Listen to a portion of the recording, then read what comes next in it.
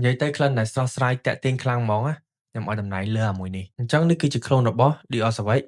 The Parfum បើនិយាយទៅដល់ Dior ខ្ញុំគិតថាអ្នកនរគ្នាគឺស្គាល់ទាំងអស់គ្នាតែម្ដងហើយមូលហេតុដែលខ្ញុំនិយាយអញ្ចឹងដោយសារតែ brand វាធំក្លិនវាល្អ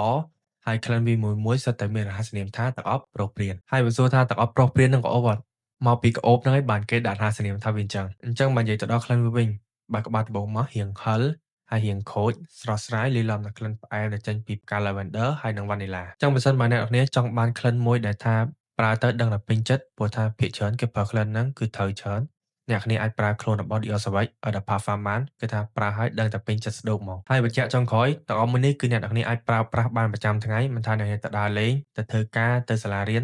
ទៅណាក៏បានដែរគឺថាប្រើបានទាំងអស់តែម្ដង